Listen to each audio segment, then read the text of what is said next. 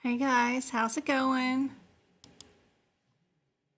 I'm just trying to get the pop-out video chat thing to work. Hold on just a second. Live chat.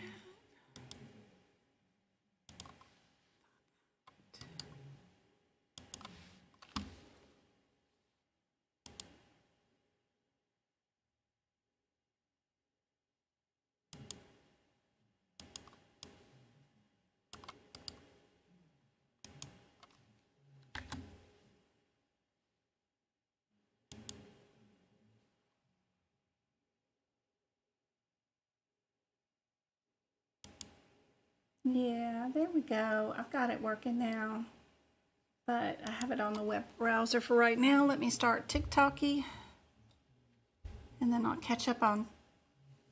So this is part 6 of the 7 mountains here. I want to share with you.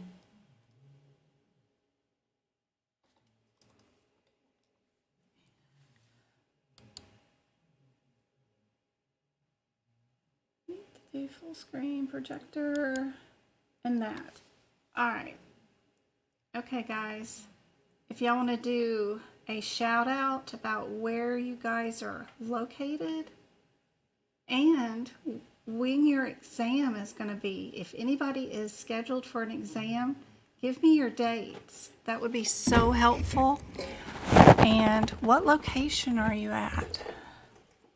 Like Memphis, or I know I have somebody in Little Rock.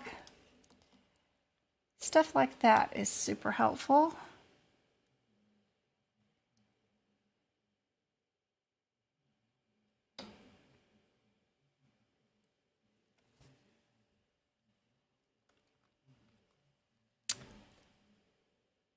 Hello, gaming. Good to see you. I'm happy you're here too. If I could talk today. When I came back from the gym today, the internet people were in my yard, and I'm like, "What are y'all doing here? Are y'all bringing fiber optics? Because we've been dying for fiber optics." And they said, "No, we're just trying to fix the existing." And I said, "There's nothing wrong with the existing. Don't touch it. It's perfect." So we're just making some adjustments so it'll be better. And then, of course, as soon as they leave, my internet has been spotty all afternoon. So forgive me if this doesn't go well. I have no idea what they did today. I didn't call them out. Maybe some of the neighbors are getting something done, but I don't know. Hopefully, now that it's past 5 o'clock, the guys have gone home and they've fixed whatever they did, and hopefully it holds out well. But we'll see. We'll see. Gaming has taken the test multiple times and continues to have trouble with the E&M questions. Well, I've got you on those E&M questions. I can definitely help you. I also have a class on Fridays. If you're looking at my screen right now of my website, if you go to this website, medicalcodingbyjen.com, and you go to the tab for tutoring, which I need to go over here on it instead of trying to click on it on OBS. But I do have a class on Fridays if you want to attend. It is $5. It's at 8:30. It's 2 hours in the morning. And we go over really tough questions like E&M. I've been asked to do lab and path medicine, and I'll do E&M this Friday. So they're more around the guideline areas, that kind of stuff. Super important areas that you're going to get questions on during any of your medical coding exams. And even if you can't attend at that time, you do get the replay link, which is on YouTube, and you'll be able to watch it in your own time. The best thing to do is, since you do have a subscription to my YouTubes and other things, or if you purchase a workshop or something with me, is to play the video, pause it as soon as you see a practice question, try to work out the question all by yourself, then hit play, and then see how you did and make notes accordingly. Best way to learn in the fastest, most efficient way possible, for sure. me see what else you had to say. Where was I at? There we go. Hey, Dawn. Good to see you. Thank you so much for saying I'm the real deal. I'm the GOAT, right? Somebody said. That was last year. That was my very first. I think maybe it was Auntie CC, somebody I helped. And she knew enough about me to make sure she explained what that meant. So that was awesome. That was my first GOAT realization. That was awesome. Yeah. You took the course? Oh, I'm sorry. That was so much money. I know it was. And you've done private tutoring? Yeah. Hey, Michelle. Hey, Crystal. Hey, Rachel. Hey, Dawn. Thank you so much. Hey, Nicole. Hey, Obi. Hey, Hannah. Hey, Patrice. Hey, Miggy. Hey, Michelle. Carrie. Eunice. Good to see you. Hello from Texas. Michelle's looking forward to Friday. Lacey, good to see you. AAPC books are expensive. Where can I go to get them less? eBay, Amazon, McCary, even just a Google search and change your search to shopping. I found an AAPC ICD-10 book for $50 with free shipping. So I'm always Google searching. Thank you, Becky. You have the benefit of being a coder for 12 years in the office, but yeah, that experience is gonna hurt you on this exam because they don't do anything payer related. So if you put your payer mind on during this exam, you will be in trouble. The first thing you got to learn is don't read the questions. Absolutely don't read one word of the question. I'm going to teach you a new method. We're going to go straight to the answers first. We're going to look up those answers, for example, on E&M. We have an observation code. We have an irregular established visit code. We have a consult code.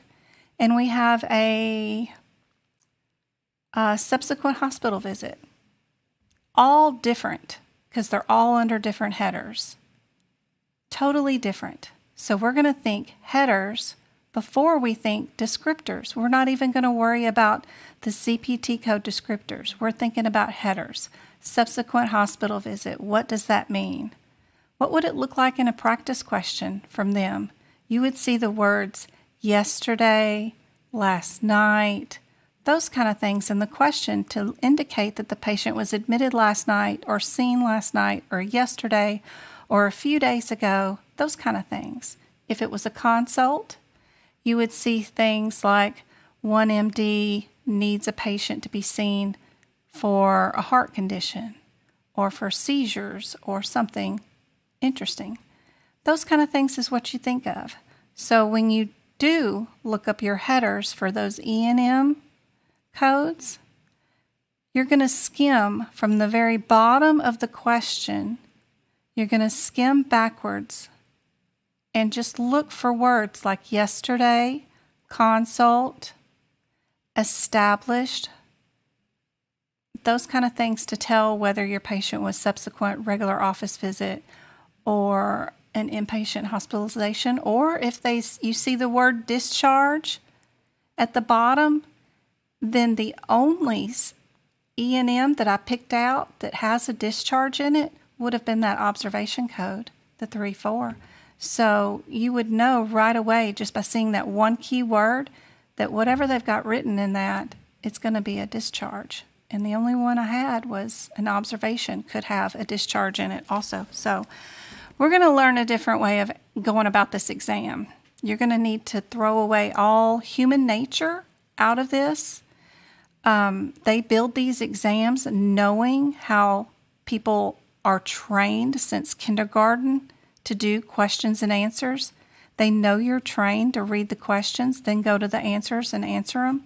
So we're going to take the human nature out of this exam so they can't trick you into picking out the wrong answer. And that's going to help out so much. Hi, I am. Rashi is a YouTube subscriber. Where can I get your old workshops and videos? I will do a video on that. I've been doing a lot of little videos to tell you how to get to where. It's kind of hard for me to do it while I'm on my desktop right now because I'm logged on as me and my screen looks totally different from your screen. So I'll do a video as soon as I end this live, and I'll log on to one of my other YouTube accounts, my personal one, and then I'll go look myself up, and then I'll go look and see what it looks like on your end, and then I'll show you where the workshops are. But go to my, I have them bundled in, what do they call that, folders on YouTube? What do they call them? They bundle them up in something. I'm blanking on what they call it. Let me see if I can figure it out real quick. What do they call videos on YouTube bundled? Let me see. Content. I have them bundled. Playlist. There you go. Go to my playlist.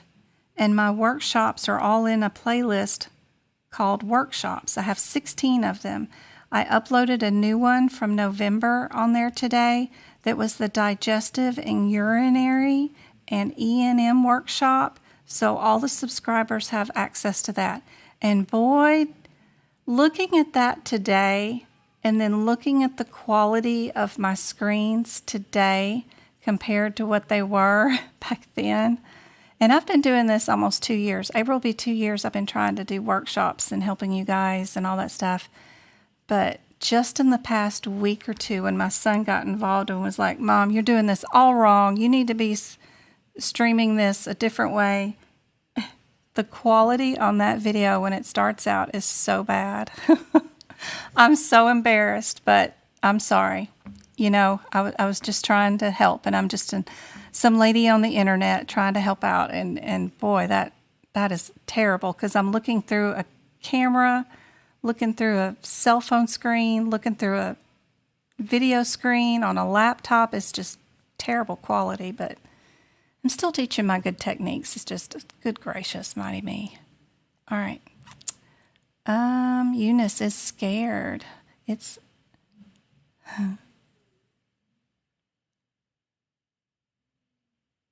She's using her son's YouTube. Guys, the test can be scary. Yep. It very much can be scary, and it's natural to be upset and scared and worried about it. It's perfectly normal. There is one specific question that I have been getting on the last two. If a child goes to the ER due to nasal, foreign body, it doesn't indicate anesthesia was required. Do we code? If they're just sticking, I mean, technically, you're going to be in, what was I doing recently? Where was I at? Let me transition. Not that one. Not that one. This one. So I'm working on my rhinoplasty notes, guys. And, I mean, if they're just sticking forceps up there and pulling something out of the nose, oh, I've got auditory up. I thought I had nasal up. Sorry. I don't have nasal up. Let me see. I don't think I have. I don't have the ear one. But why wouldn't it be a rhinoplasty with forceps? Just pulling the, it's not rhinoplasty. You know what I'm talking about. It's going to be something else. Why wouldn't we be there in the ear, nose, and throat area?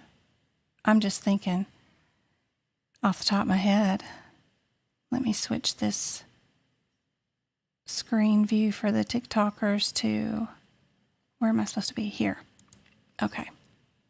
Why wouldn't we be in, oh, I don't need to go there. I can go, and let me switch it for my, not there, not there.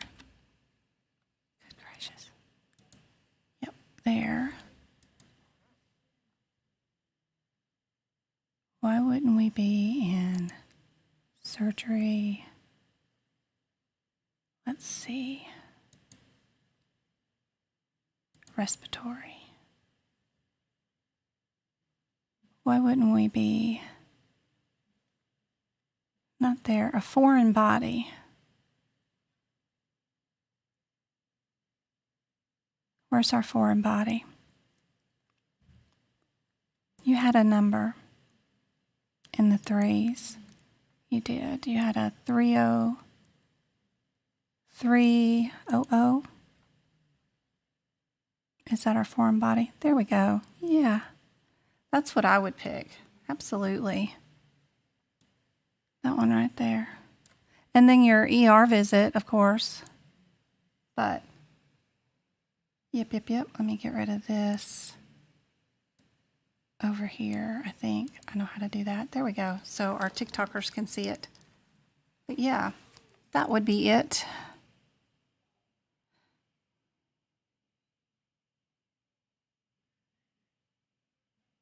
Bring that chat back up.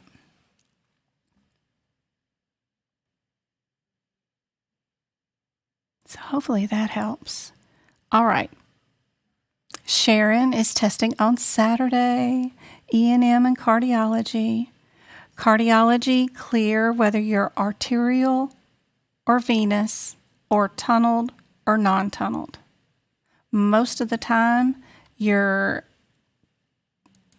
cardiology answers are going to be, I'll show you which codes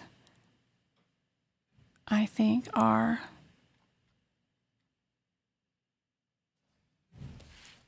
most likely going to be here.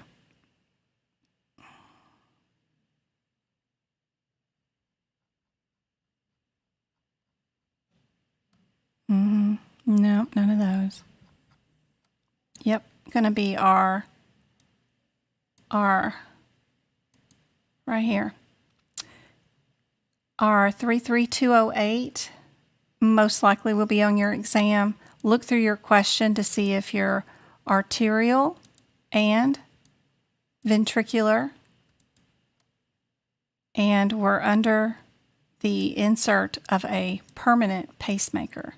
Make sure you know the difference between permanent or temporary. That's all you got to do. Did we do a permanent? Did we do a temporary one? If we did a permanent one, are we just arterial, which is the first one, ventricular is the second one, and the third one is both combos. Combo. And then we've got that one with the repositioning is sometimes on the exam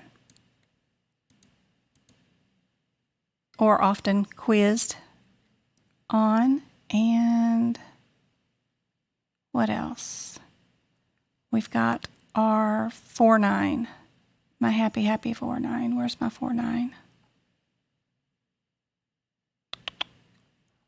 I don't know if I can find it in this format. This one right here. This is the crazy one because it will say the first words will be dual chamber, and it's the last words in the descriptor. So then sometimes you bypass that because it's the last words because you're looking here at the first words. First words will say in the example dual chamber, and then it'll say transvenous will be the second set of words, and then it'll say permanent, and then it'll say defibrillator. Yep. And then it makes you think in the question that you're somewhere else because it starts out with dual chamber. So that one. And then the rest are just make sure you know whether you're arterial or venous. arterial or venous. Super helpful. Don't forget about whatever's inside these parentheses is likely what will be inside the exam question, somewhere or another. Whatever's in the parentheses, if a CPT code definitely has one.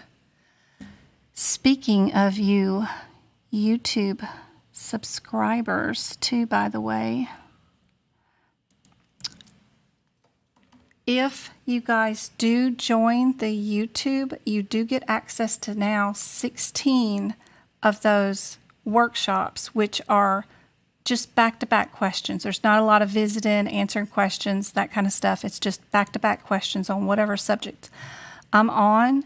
And it's super handy-dandy because you've got 3 hours of one subject's questions over and over and over again on that YouTube channel. So that's helpful. The playlists are right here. What the YouTube monthly subscribers have access to, it's just $5, is those 16 workshops. All the advanced Duck Friday classes after they've been out for a month, you've got access to those. You've got access to all the 2022, if I did them, and all the 2023 book prep videos for CPT and for ICD-10. I did the first 10 pages of all the guidelines for you. Out of 36, you've got access to that. And then you've got access to 12 videos of book prep videos. I didn't start recording that info until mid-part of 2022. I didn't think anybody wanted to watch me book prep. And then in the middle of the night, one night, I got lonely, I guess, and I went live while I was doing some chapter. I think I was back there in the nervous system and or the digestive, one of the two, and people hopped on and really enjoyed it. So then I started recording them. So you have access to those. I know somebody's asking me for musculoskeletal, and I didn't record that last year. I did record it for 2023, or am going to, and it's right. It'll be right there when I get done with that. So that's helpful if you're in the YouTube subscriber membership thingy. All these 198 are just my repeat lives that were streaming direct from YouTube.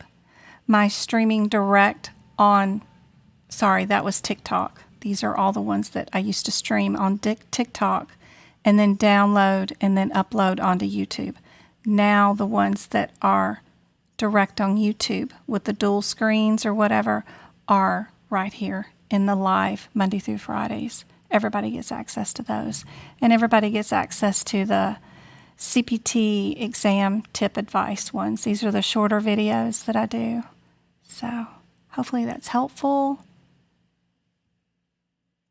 And somebody on one of my tips and advice this week, I wonder which video it was. And I think it was Obi. Maybe it was Obi. Somebody gave me $2 on one of the videos with like a super chat. It was really kind of neat. Like if you see a video that really helps you out, you can hit super chat and donate a one-time donation, which is really cool because I take that money and I gave it to Twinkle. I zilled her some money. And so during this live, if you guys have done something, what did I do with this?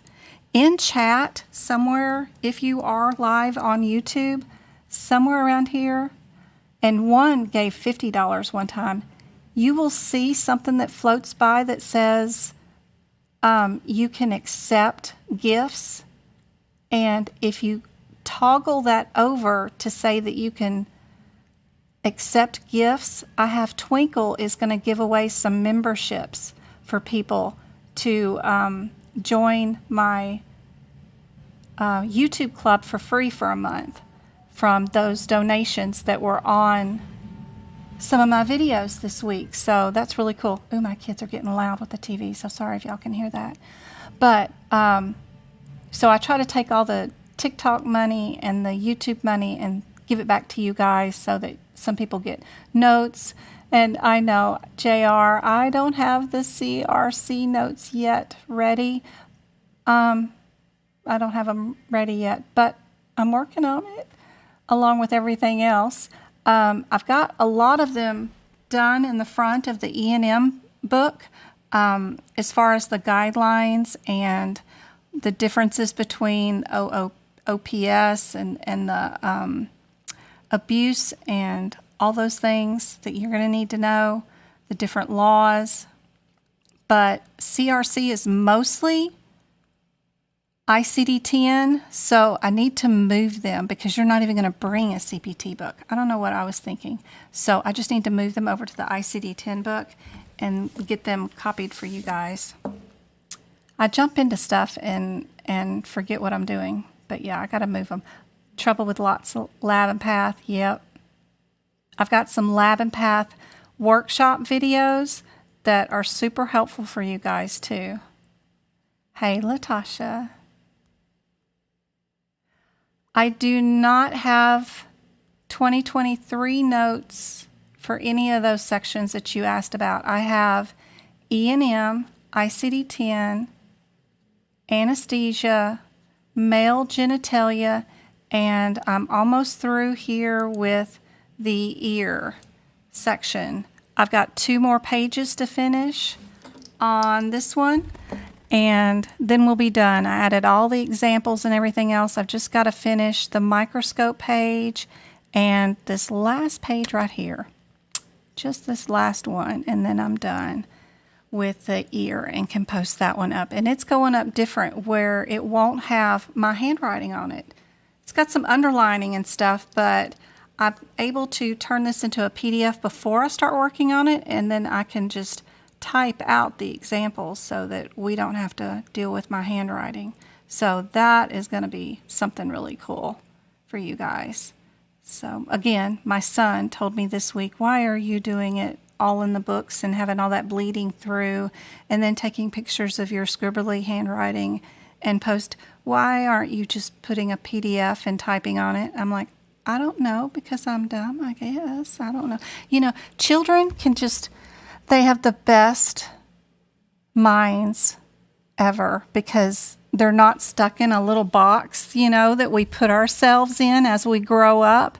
They can see, you know, what we don't see. I just love it. So, yeah.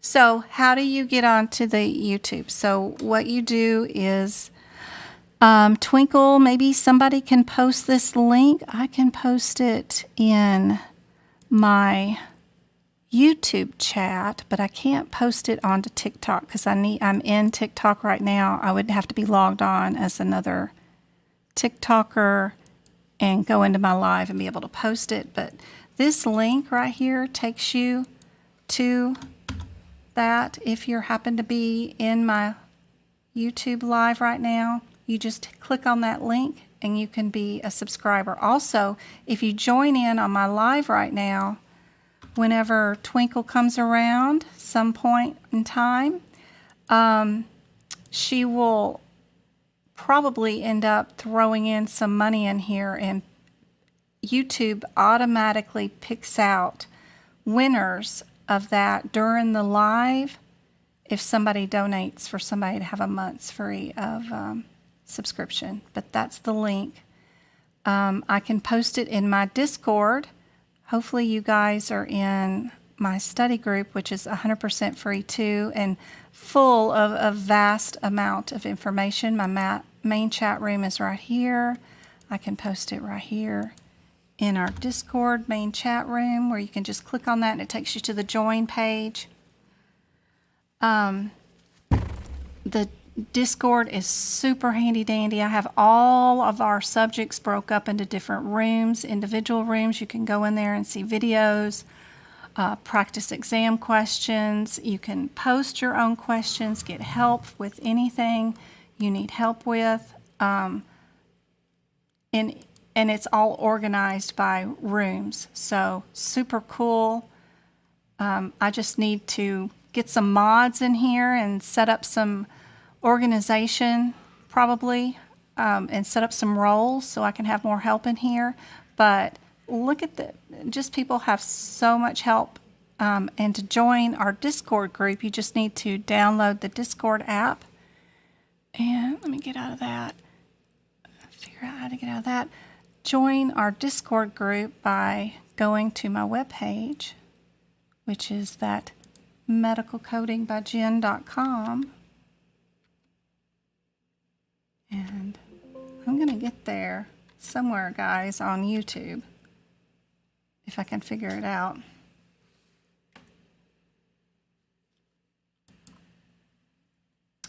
I'm trying. Web browser. That's what I'm looking for. Every time I do that, I hit F1. But if you go to my website at medicalcodingbyjen.com, just go to the social media tab. And right there at the bottom, where that clickable join me is, that's all you got to do is click that. Once you've already downloaded your app for Discord and set up your own account, you'll have that toss you right into our Discord, which is all free. 100% free for you guys. Just super, super helpful. Don't forget about my shared gallery too on my website. That is super helpful. It's got all of the basics, pictures of all kinds of cool stuff that I share with you guys. What pens do I use? How to mark up your immunizations, to getting an ADA approved, to getting your apprenticeship removed before you even take your exam, how to do all that stuff. There's pictures here of how to. It's pretty cool. And you can add your own pictures. If there's anything you guys want to add over here in the corner, you can add your own media. Super cool. But let's get to some practice questions for tonight. Let's see. Yep. We want to get to some practice questions for sure. All right, YouTubers. Let me get y'all to some practice questions too. There we go. Let me get this side up. I can do full screen projector. Yep.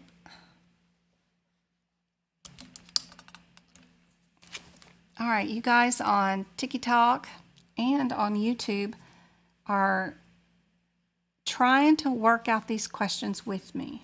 So even if you don't know them, it's a good opportunity to make notes. Any medical coding exam, no matter whether you're taking CCS or CCA or NHA or AAPC, is going to ask you things about what does Medicare Part A pay for, or Part B, or Part C, or Part D. What do they have in it? Thank you, Jennifer and Sharon, for joining the YouTube club. I hope it's super helpful. Hope that helps out a whole bunch. If I did not get your question answered, I'm so sorry. Yes, I can post the Discord link in our YouTube chat. I can do that. I just can't post it onto TikTok. Hopefully that's helpful. Anything else I need to put in there? Just be sure and download the Discord app first. Make your own account. It's completely free, and they don't track you like Facebook or some of those other crazy apps. This was just made for gamers.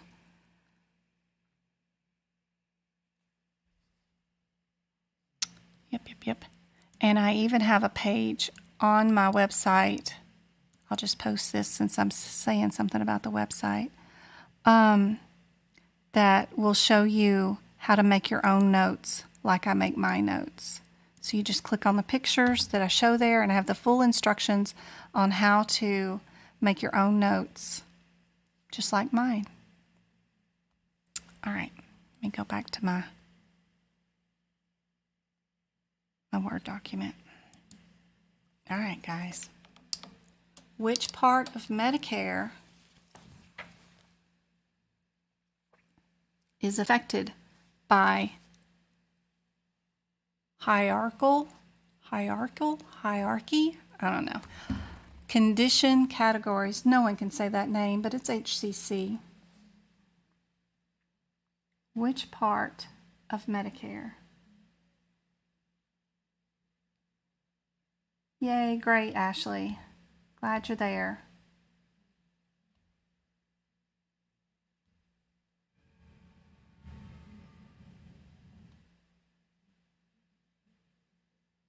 Gupta, I see you're waiting on musculoskeletal. I will work on that as soon as I get done with this 2 pages of the ear.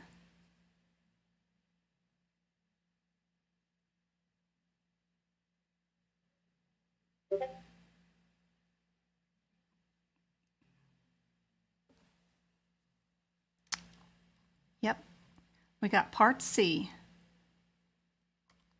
which is which answer? That is A. A takes care of HCC. Part C, answer A. So just somewhere in your book, just write, if you didn't know it, HCC equals part C. Super easy. I've been on an anesthesia kick lately. There's only 4 questions on the exam for anesthesia, but if you're taking the AAPC version, but people have been getting a little bit lower scores, so I've been opening every live with anesthesia questions. So here's one for tonight I wrote. Hey, Anointed, good to see you. Anesthesia is a medicine that helps all of the examples below except which one? Thank you, Anointed. You're awesome. Love those donuts.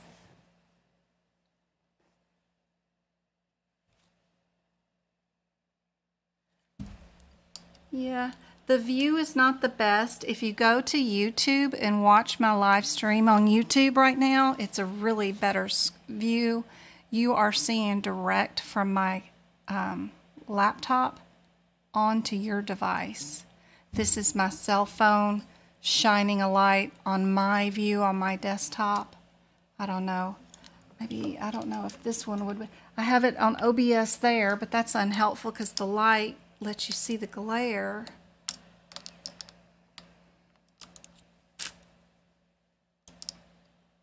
Also, the replay of this, when I finish this YouTube, will be completely free and on YouTube, so you can watch the playback and see the questions a whole lot better, I'm sure, too.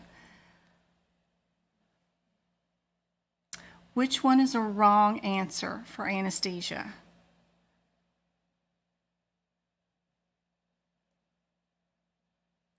Technically, they're all kind of right, but yeah, the always here on D.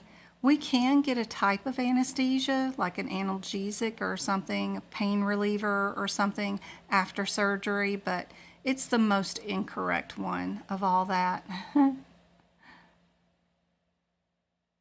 Yeah, some are crazy. Some are very crazy questions, for sure. But I wrote that question. I wrote this one too. General anesthesia is what? Which one is general?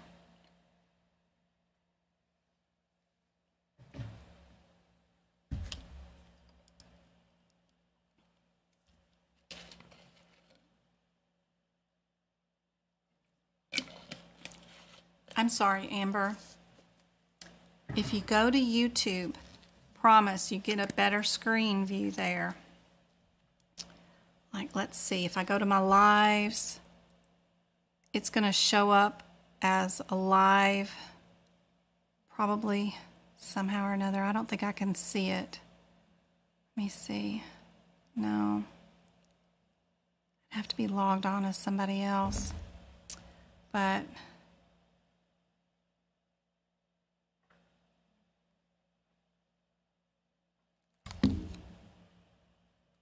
you got it, Amber? Okay, good.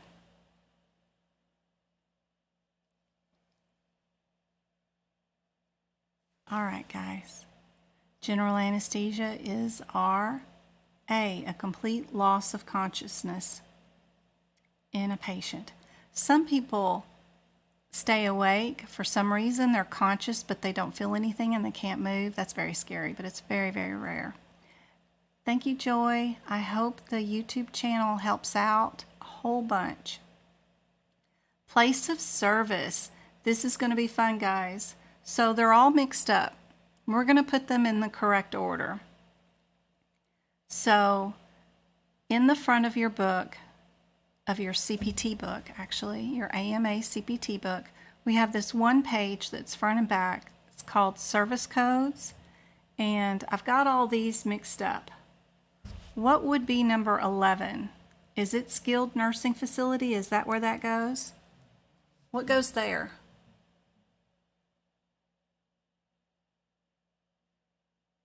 I can show off some vaccine questions, can do. Those components are fun. All right. Let me copy and move this one here for now. And then we're going to move office up there. And we'll put office here. Off of TikTok's advice. What's number 12? Is that state or local public?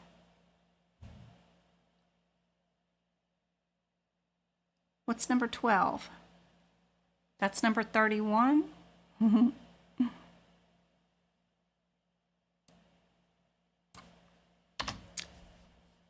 State.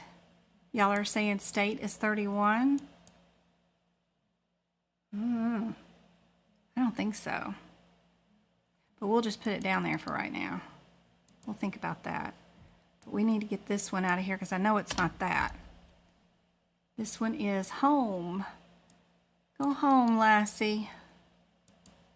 All right. What about our military? Good Lord, did I spell that right? I hope I did. Is that 22?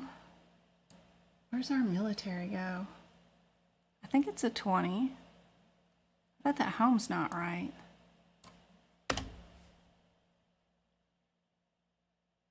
$31. 26. 26. Somebody saying military? Move that down there. What's 22 then? What's 22?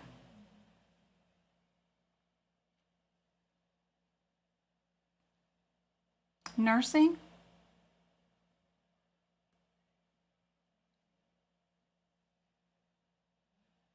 Outpatient. Okay, okay. Let's move outpatient. What's 25? Is 25 rural?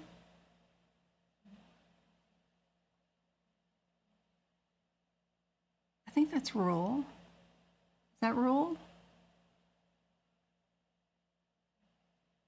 71 on campus?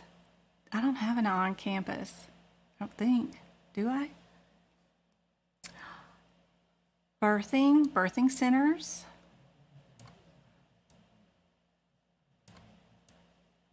Move that there. We're going to put birthing center up in 25.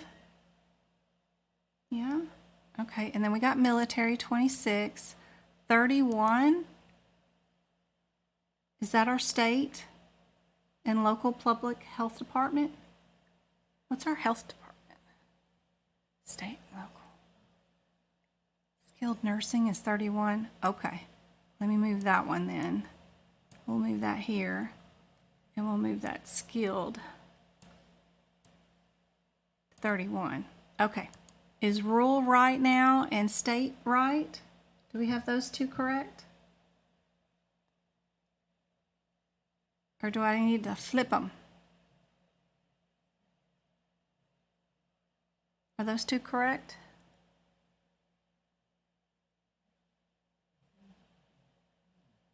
Hey, Sunshine. Ray says I gotta flip them.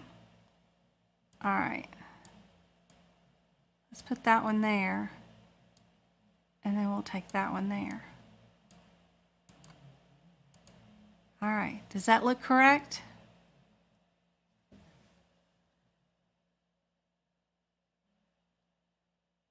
I gotta know. What have we got going on? 1, We got something wrong? They might be a little bit of a delay. Hey, hey, Closet, how's it going? Hey, Sunshine.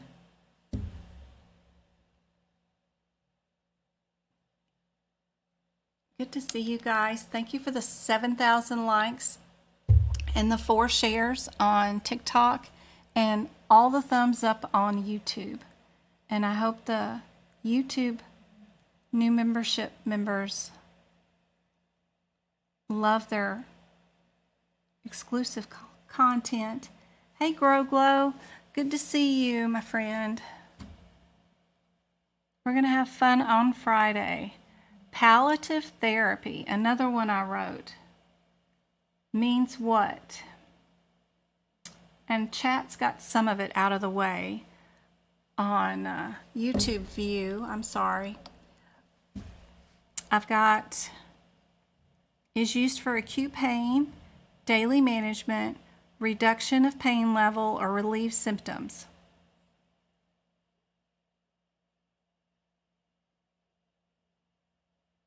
Are we relieving, reduction, management, or acute?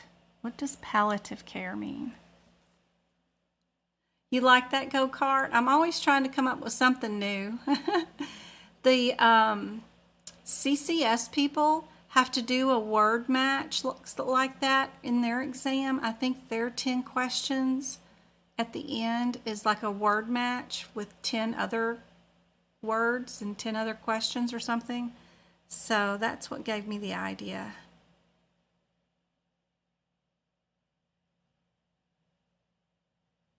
Thank you, Emily. We got 24 YouTube, TikTok subscribers. That is cool.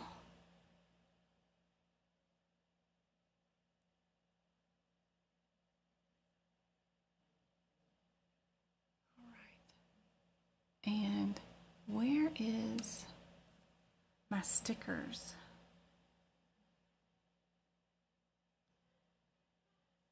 There we go. My follow me sticker. Yay. All right. We've got a vote for B, we've got a vote for D, and a vote for C. Everybody on TikTok saying B. Everybody on YouTube is saying C or D. Ooh, I made a good question then. Palliative care.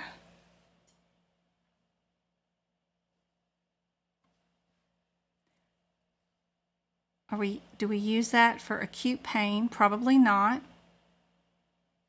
Daily management of drug therapy? Maybe. Reduction of the level of pain, but not elimination of pain? Relieves symptoms of an illness or disorder, but does not promote a cure. Palliative therapy. Think about the word therapy up here. Does that help? Hey, PJ. Good to see you. Hey, Sonia. Yep, you think about it with cancer patients.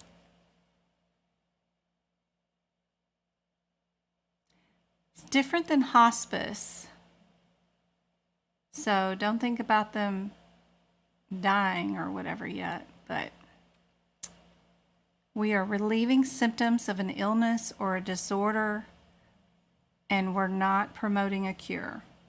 So, like chemotherapy, radiation therapy, it's not got anything to do with pain. Just because I had the anesthesia right before it, it made you think that it was going to be like pain management or something. So it's just a trick. But this is actually to relieve symptoms of an illness or disorder. So hopefully that helps. Thank you, Ocean, for joining the YouTube membership. I hope it helps so much. The best thing, of course, is those workshops, because it's 3 hours of question on question, organized by subject matter, and you can just pause those videos, try to work out the question and answer yourself, and then see if you got it right. That's super helpful. A lot of these exams are filled with vocabulary that we need to figure out really quick, and some of them are kind of odd, where we might not have a very good prefix or suffix that's going to help you figure out what the word is if you've never seen it before. So I like to go over some anatomy questions too. I do have a big E&M case coming up in a minute that is going to go over how to find MDM, how to find the level of your visit, how to do the risk of your visit, and a bunch more. So hang out. I've got some good questions coming up.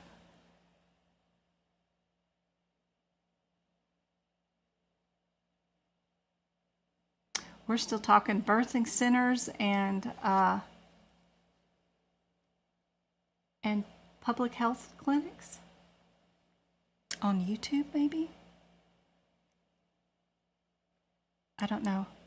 Hopefully my internet is going to hang out with me. It may be pausing because I can see my YouTube chat is like way behind. So I hope I didn't lose some of you guys. Like I said, the internet people were in my yard when I came back home today from the gym, and I did not at all call them. So I don't know what they were messing with, but our internet was perfect. Hey, Victoria. Victoria was my very first YouTube subscriber, I believe. I think you're number one, and who's been on there the longest. I keep thinking about your name and seeing, well, how many times can I put you in the spinny wheel and you not win a prize? You're the very first one and been in there the longest. I keep getting mad at my prize wheel for not picking you. That's why I remember you. Okay. All right, I think my chat and internet has picked up again. All right. So for this question, which of the following best describes psoriasis? Is it an inflammatory condition, a contagious infection, a chronic condition, or an allergic reaction? What is it? I still try not to read the whole question. I try to just pick out the words that are the differences and look at all the questions just like that. You need to take your RHIT. I was looking at some of your exam questions today, trying to get ideas on some of my questions. So I think I have an RHIT question in this set today, because I was doing some internet research on y'all's questions today.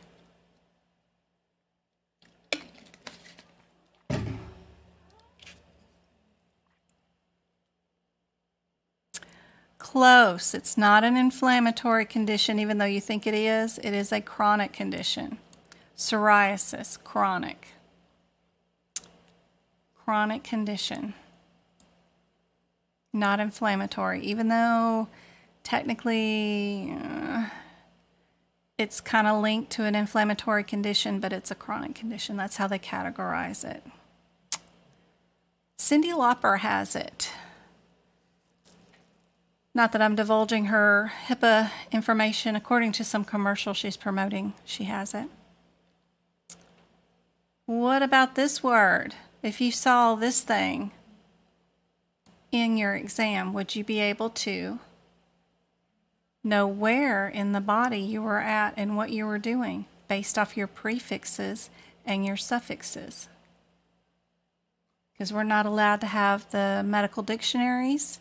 As far as AAPC goes, CCS used to be able to, longer than AAPC, but I don't know if they still are or not. Somebody told me no. But the last time I read their proctor instructions, they were able to. I haven't looked at them for 2023, though. or 2022. The last time I remember reading their proctor instructions was 2021. I've been busy.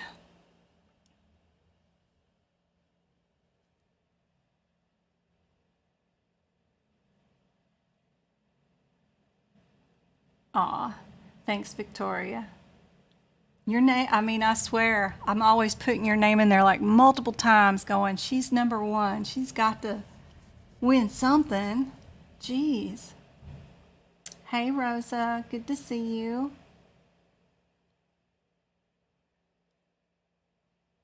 This one is A. And don't worry if you aren't getting any of these questions right or you get so many wrong. That is on purpose. I designed these questions so that you do get them wrong, so you remember them, so that you won't get them wrong on the exam. That's what this is for. So don't think you're doing awful or anything. A lot of them have purpose and meaning. Either I know that they are going to be prevalent for any of your exams or the courses that you're taking, so I'm just trying to write them in a crazy way so that you guys do get them wrong so you remember it. So throw some answers out there. Nobody's keeping track. What do you think about this one? What is our great toe called?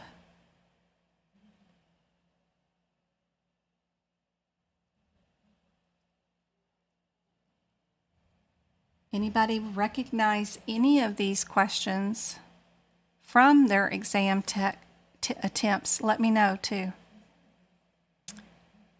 This one is RB, right?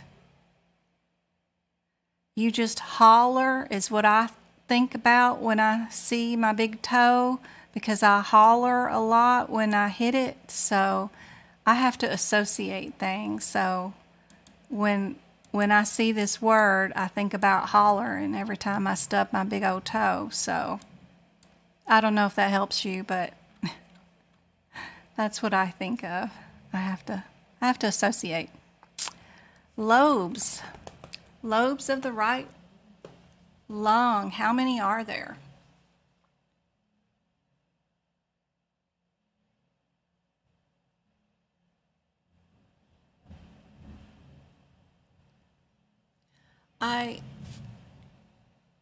Bailey is asking, I'm new here to your page. Do you sell study guides? Do you just do live practices? I try to teach you how to prepare for any medical coding exam for free. I provide a study group.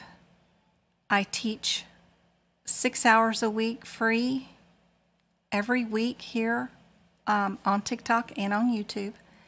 I have a website set up with tons of free information that shows you how to prepare your books for your exam. The only things that I do sell is if you need notes page by page in your reference material, like the ICD-10, CPT, and HIPICS books.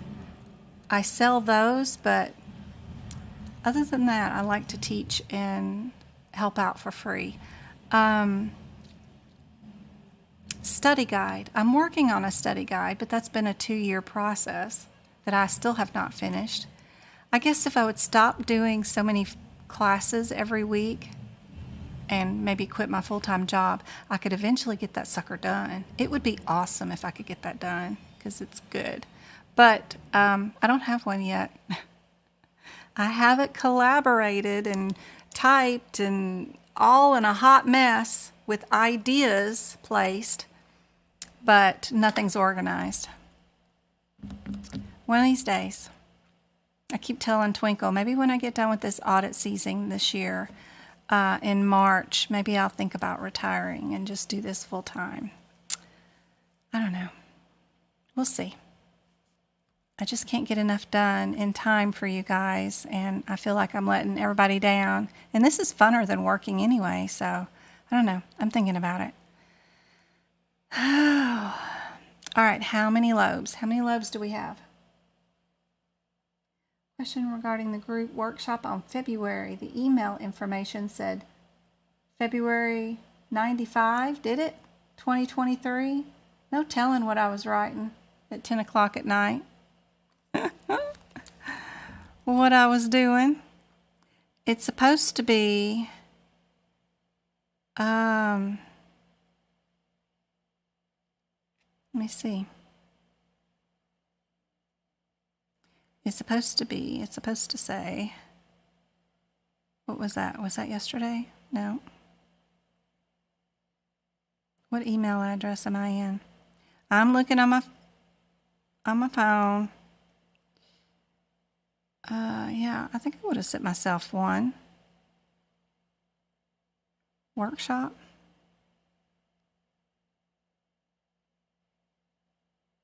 Yep. So there's my ad.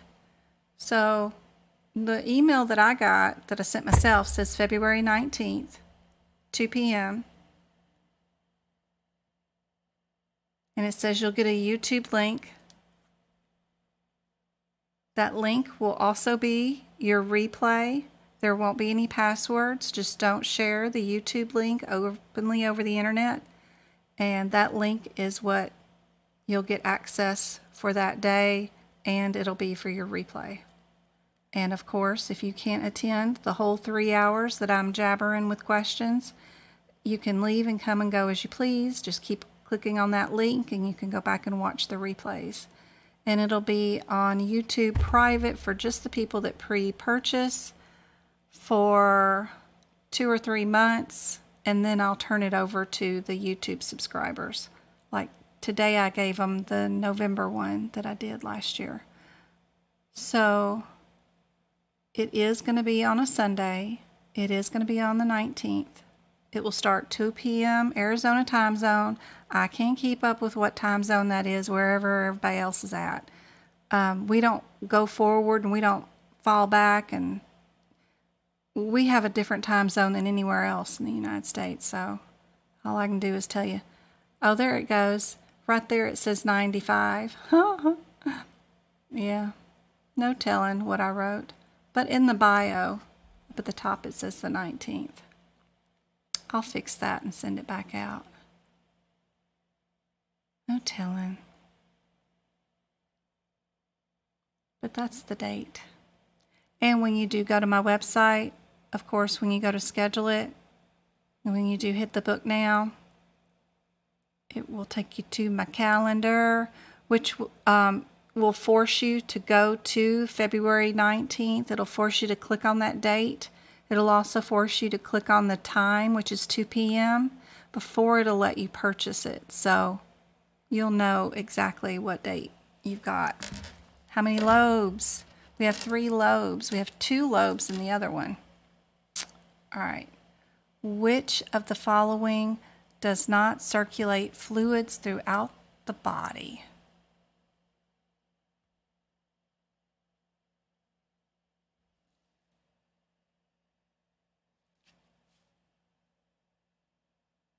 Hey, Emily. Yeah, my unprofessionalism is not liked by all, so I'm sorry to the ones that doesn't like me jabbering on so much. They wish it was more of a academic thing, but I'm just who I am. I don't think, even if I went to school to be a professional teacher, I would be able to conform to just content. I'm gonna openly share no matter what. If the FBI ever, me and Twinkle were laughing the other day, if FBI ever called me into a room to ask me any questions, they'd know the answers to that and everything else that's going on in my life. I'm just a hot mess that shares too much. That's okay. I'm glad you like it. Which one does not circulate fluids?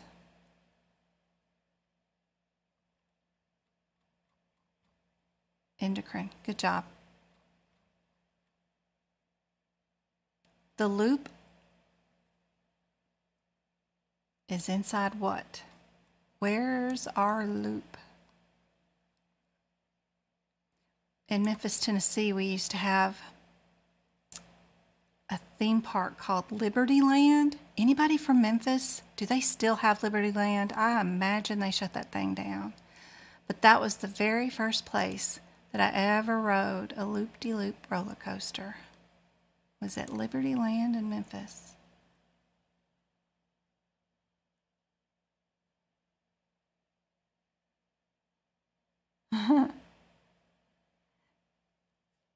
Yep, Michelle's like, I always get some useful piece of info when you jabber. Yep, I feel bad though. Y'all have to search through all my jibber jabber and then to find the golden nugget of that one information that I run through really, really quickly that I should have paused and taught more elaborately on. Yeah, I can't watch my lives. There's so much bad. I'd audit myself so bad. It's terrible. One of these YouTube training videos that my son's been making me watch, it's got these step-by-step instructions on how to make your stream better for your people. And he says you're supposed to record yourself for 10 minutes every day, save it, and then go back the next day and watch it in its entirety. So that's one of my homework things that I'm supposed to be doing, and I haven't done it yet because I know it would be atrocious. Oh gosh. I feel bad for your family members that have to listen to me jibber jabber. I know they get tired of my voice. I bet a lot of you got headphones for Christmas. So your significant others don't have to listen to me. Tumor of a gland is called a what?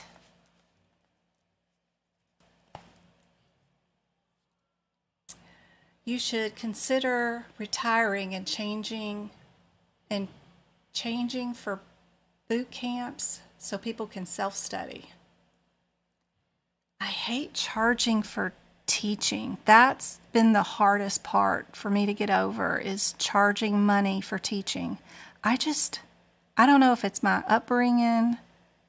I don't know what it is. That's the hardest part, is to charge money for teaching somebody something.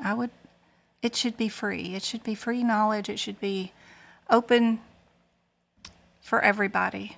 But it does take a lot of time away from the kids, my sons. I got 3 of them here. My mom, I haven't even seen her all week. And I'm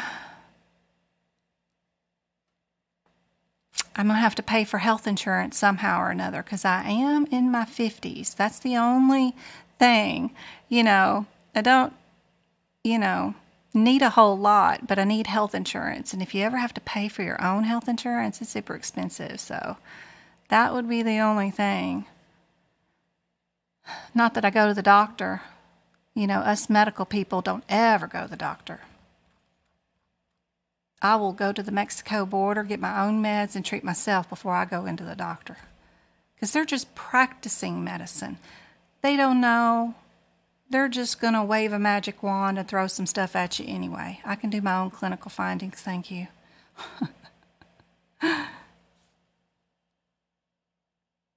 Yeah, I'll need something, but man, I hate charging for teaching. That's crippling, painful to me, but I know I could do so much better or provide more help and more tutoring and stuff like that if I was not working the full-time job. What is the meaning of this XANTH? What the heck is that?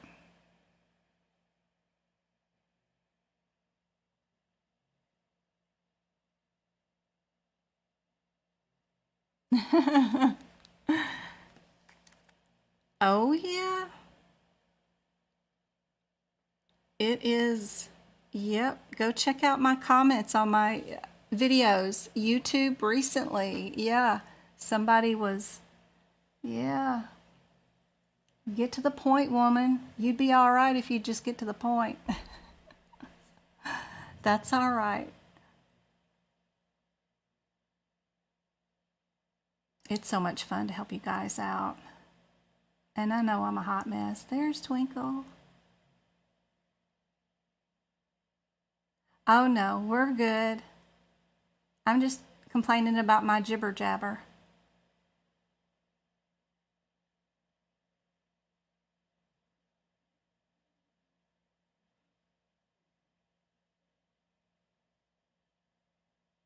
I'm a visual person too, Victoria. I like to have visuals. She said I'm worth every penny. Anybody know what color this X is? I didn't know this one. This one is yellow. All is good. I'm just off subject as always. We're all good. Addendum to the health record should be dated. What? This is the RHIT question that I was talking about. Hey, Anointed, thank you for the pizzas. You gave all the donuts too. Thank you so much. You are awesome. I appreciate you guys. I missed working with patients when I left and started working from home. Well, that was in 2013, but before that, I had worked 4 years in administration and missed seeing my patients. So, y'all are giving me that connection of being able to help somebody personally, on a personal level, make a difference in your life, which is why I went into nursing anyway, or the healthcare field. So, being in administration is all fine and dandy, but in medical auditing, I'm helping people, but not on a personal one-on-one level. So this is really cool, because if I can get y'all into a better income and a better job, then that's making a big difference for you guys' lives, really, like making a big difference. So that's cool.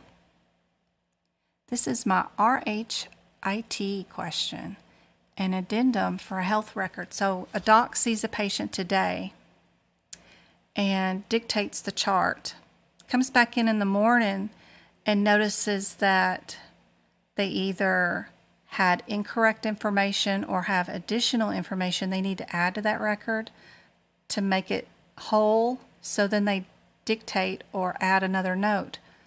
Do we date it the date of the service, or do we date it the date the addendum was created or occurred or identified or discharged? What do we do for this one?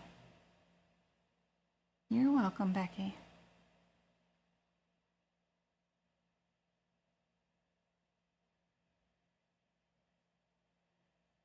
On my YouTube videos, if you go to the, ooh, Lord, I done forgot what word that was again. What did I say that was? They're divided up into, I'm going to get this YouTube down pat one of these days. Playlist.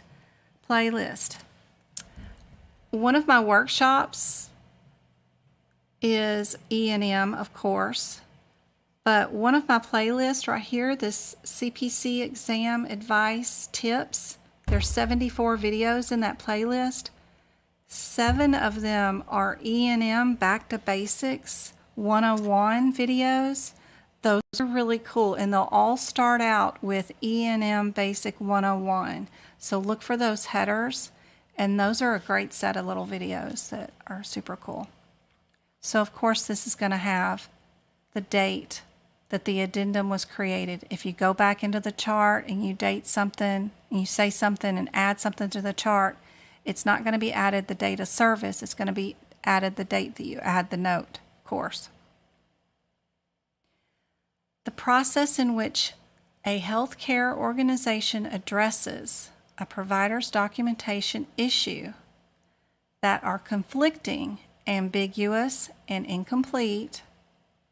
Those are 3 words that you should know for any medical coding exam. Hint, hint, please be sure and know those 3 words, or at least write those 3 words down and put equals whatever the answer is. When you see those 3 words, what does that mean? A, B, C, or D is going to happen. Thank you, Maya, for joining the Medical Coding Club on YouTube. I told them that we're going to start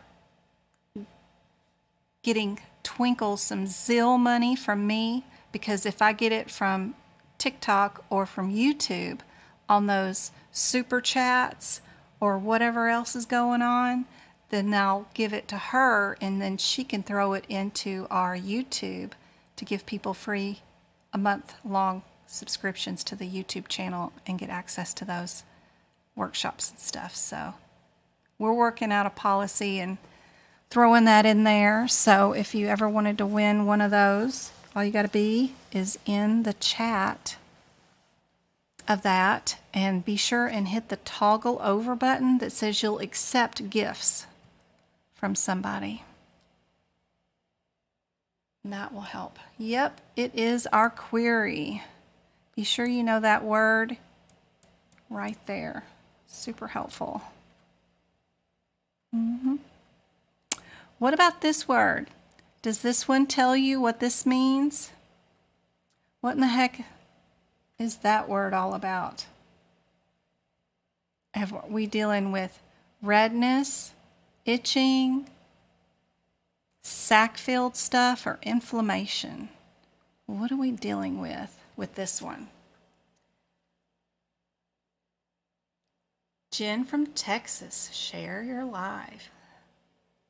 I'm looking for help with coding. Do you have any recommendations? I do. Just go to medicalcodingbyjen.com, join my website, go to my social media tab page, join the Facebook and the Discord groups. Go to my CPT book prep page, which is all free. It'll give you step-by-step instructions on how to mark up your ICD-10 and CPT books and your anatomy pictures so that you're prepared for a medical coding exam.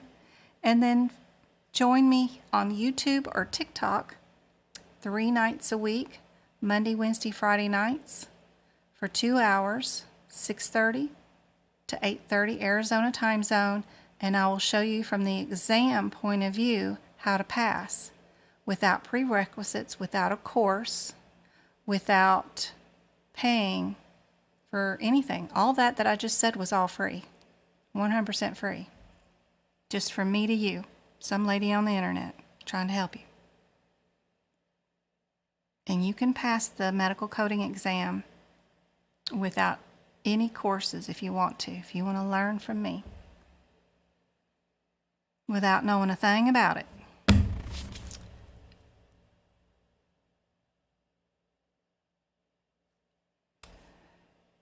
And let me see.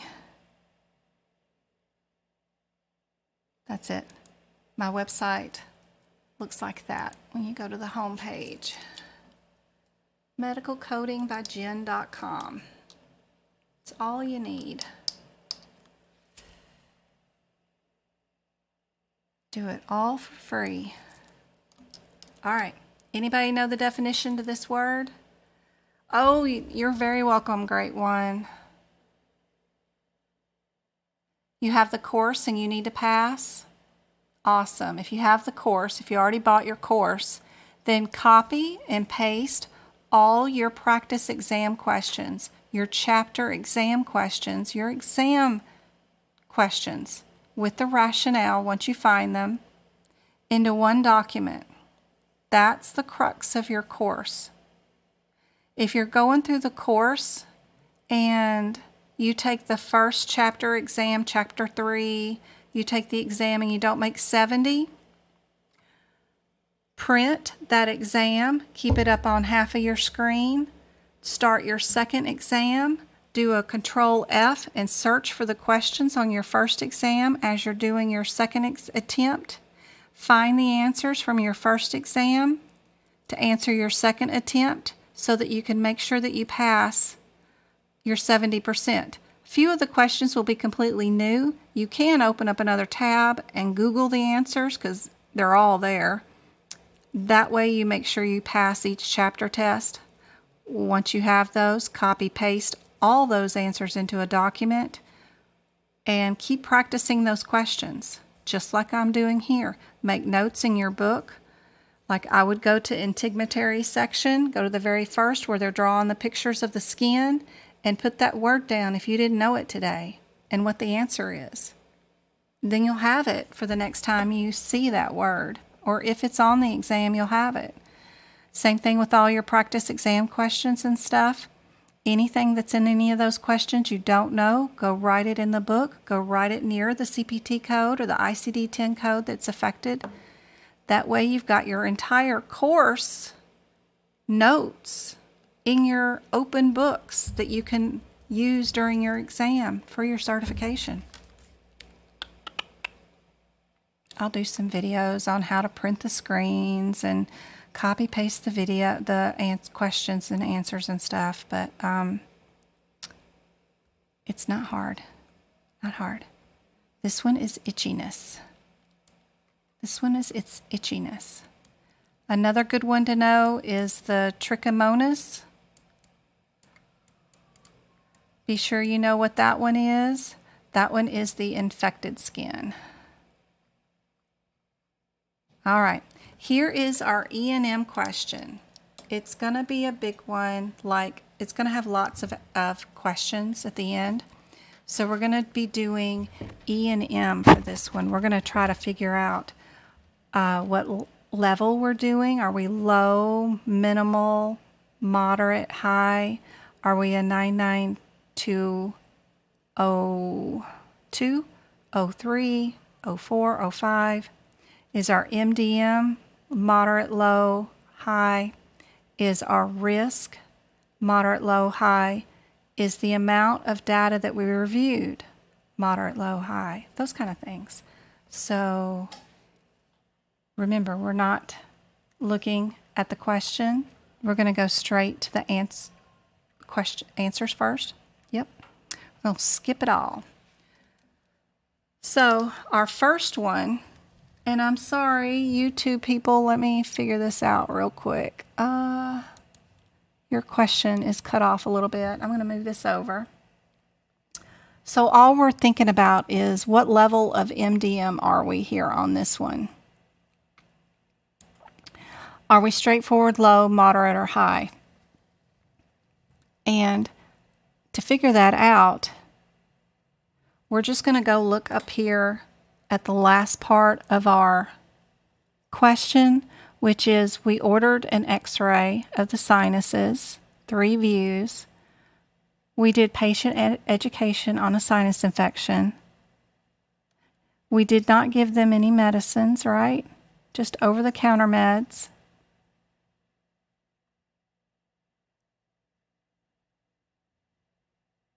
And told them to follow up in 2 weeks.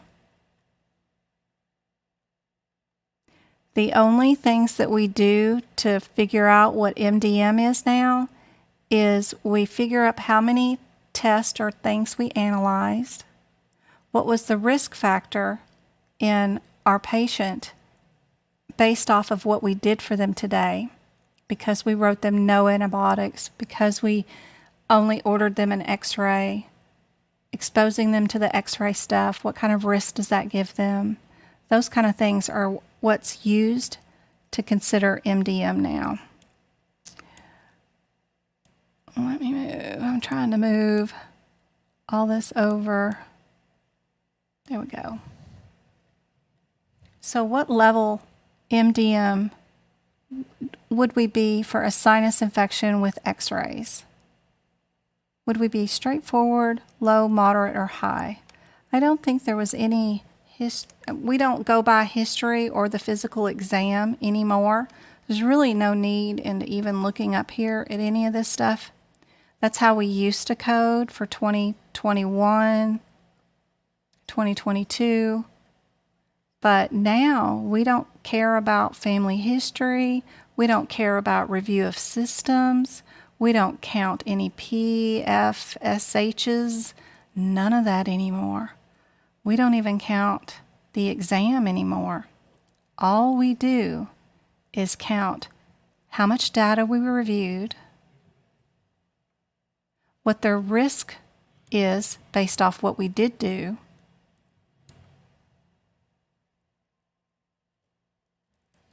It is quite cool about how they do the MDM now, or our evaluation and management codes now. Risk, our data, and the number of complexity of freaking problems we dealt with today. And a sinus infection isn't too bad. You know, that isn't too complex. We all could, probably diagnose a sinus infection pretty easily without going to med school, So not too bad on that one. We did order the x-ray. So does the x-ray keep us in our straightforward, or does that kick us into low or moderate, is what our real question is, since we did over-the-counter meds.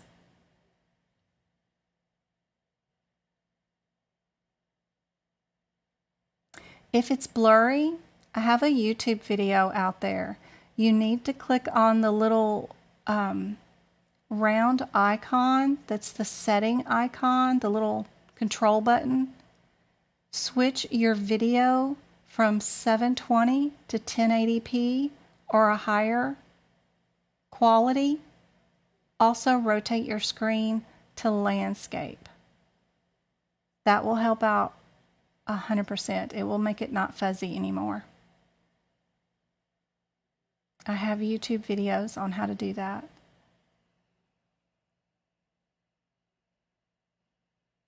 Thank you, Sophia.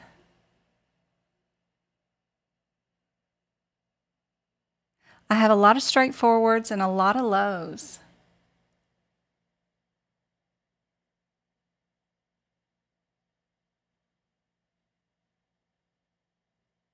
Sorry, Michelle.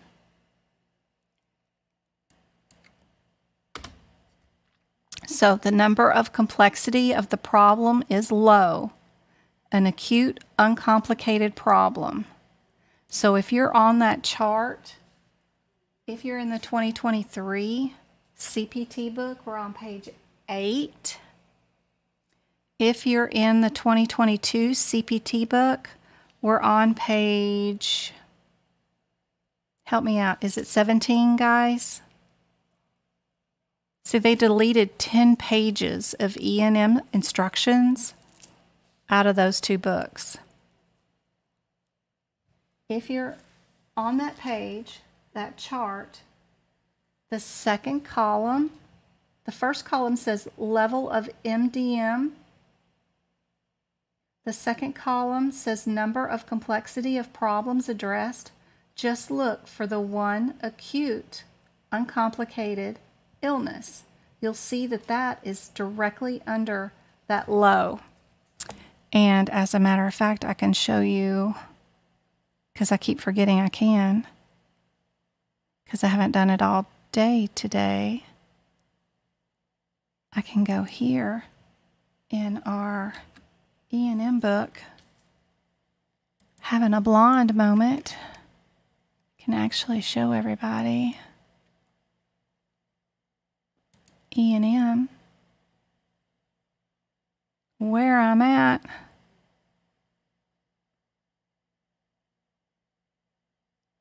If the internet holds out, come on, you got this.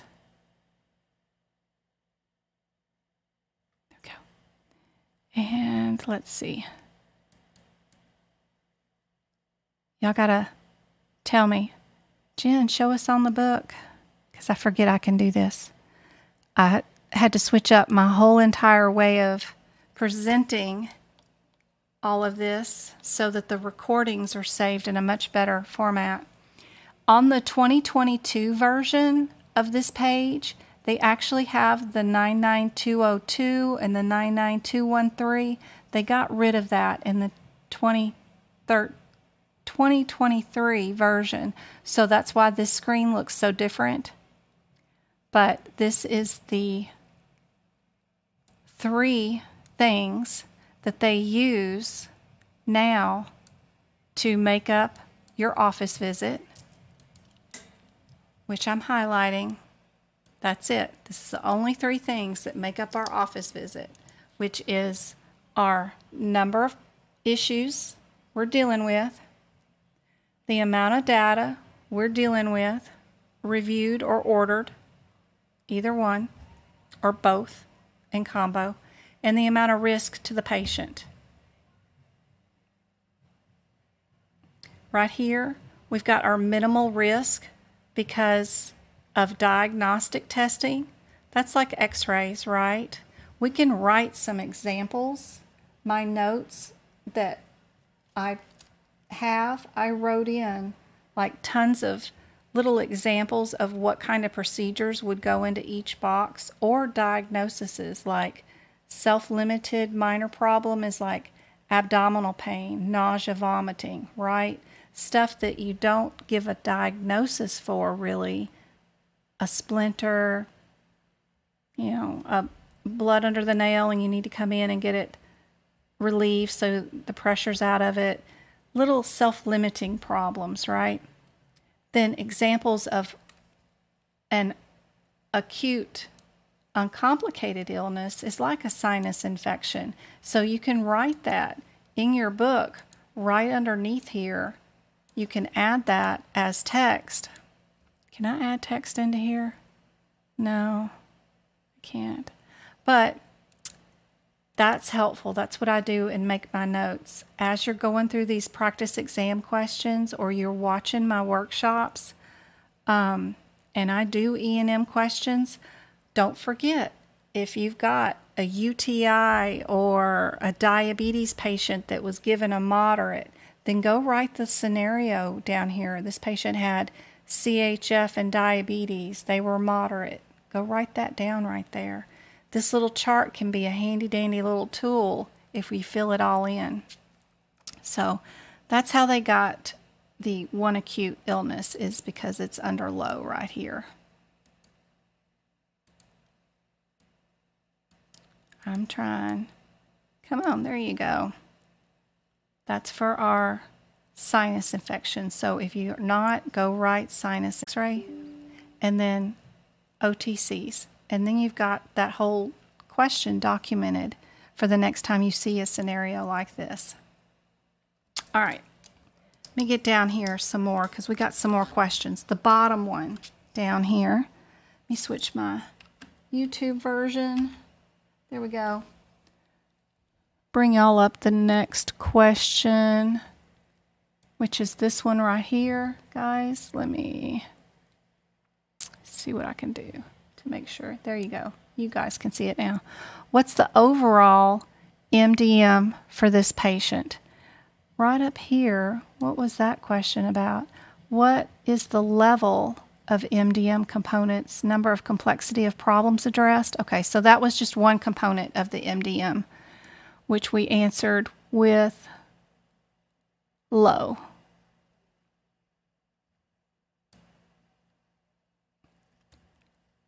So this one, the answer was low. Now they want overall. If we were coding this with our risk and with the amount of data all together, what would we be overall?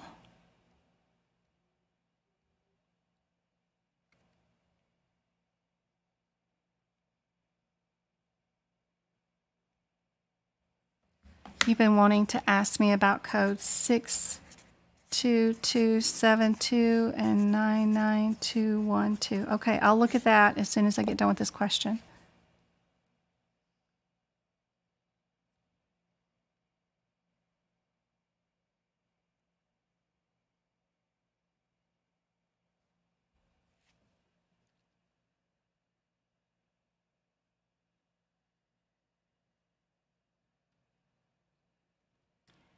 Let me see. Anybody answering this one, our overall one? I can't tell. Let me see. My chat on making sure. This one's going to be low, I think, also. Right? What about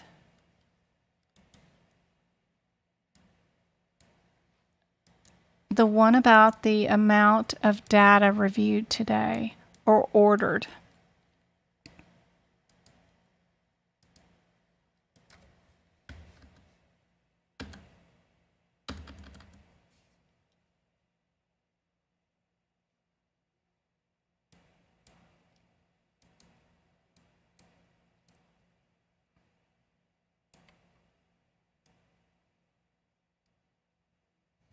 That one in the center. What is the level of MDM components about the data reviewed or ordered? They didn't review any past data on this patient, but they did order a series of 3 views of the sinuses. Is that minimal, limited, moderate, or extensive based off that?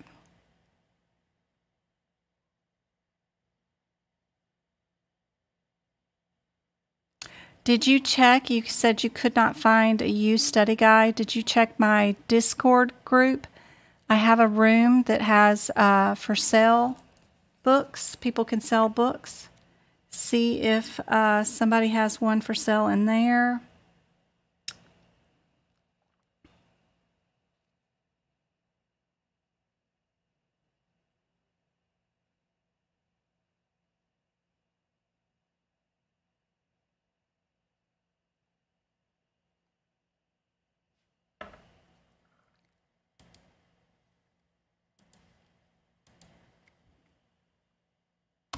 This one, they're saying because they ordered the x-ray, we are up to minimal.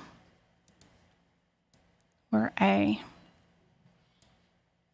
So ordering a sinus x-ray equals minimal. So that's a really good time to go back to that book prep right there, that chart on page 8 or page 17 in your book, and go into the area where it says minimal.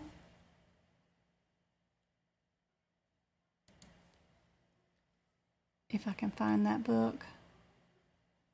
Let's forget where I'm at. Right there on VitaSource. And go up to that column way over here. It's going to be way over here. You TikTokers won't be able to see it.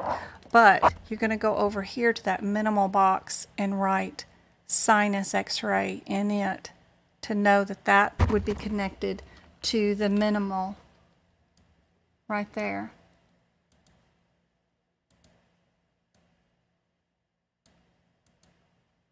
I don't know why it won't work half the time, but you get my point.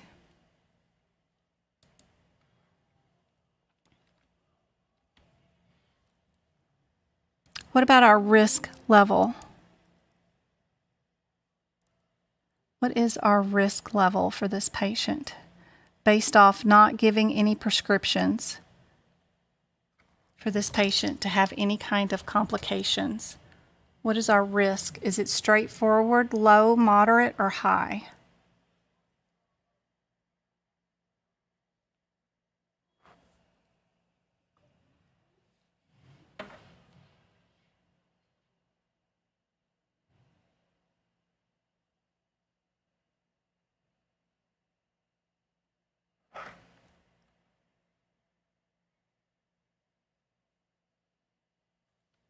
The risk of sending them to get a radiology test done and not giving them any prescriptions, telling them to treat themselves over the counter.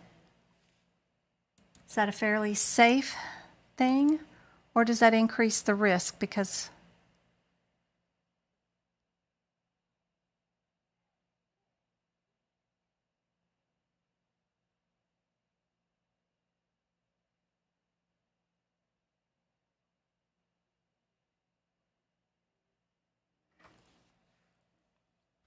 Abe Books, ABE Books has one for $44.24, one of those AAPC, CPC study guides. It's from 2020. The E&M will be different, but the rest of the chapters are worth it. I mean, you open it up, page 1 is study of medicine, the business of medicine.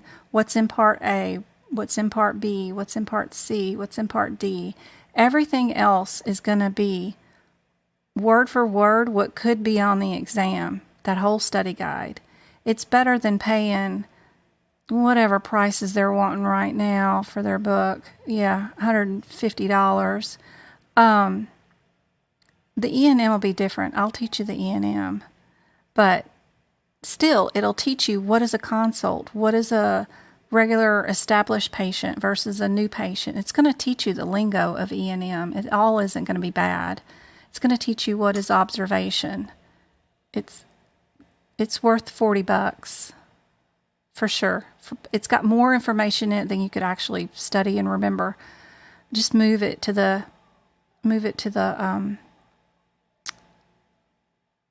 our books.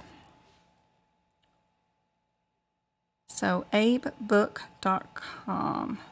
It's a bookstore online. Like Uncle Abe, A-B-E. All right, that one. This one is low risk. Y'all all got that one right. Good. So everybody had low. All right, the appropriate E&M is going to be a 99213, of course. And that is our diagnosis code for our office visit for the acute sinus infection. I had a question for that one too, but it disappeared. There it is. It was hard for me to format this. I did this without my son, and of course, I messed it up. I'll do better as I'm learning how to use this new format. But, yeah, all of that got all kind of mixed up on YouTube's view. Sorry, guys. They all got squishied around. But this is the 3 components right there of how you do E&M now. The number of complexity of problems, the amount of data, and the level risk. That's it. We don't worry about history, exams, review of systems, none of that anymore. It's just those 3 things. Super helpful.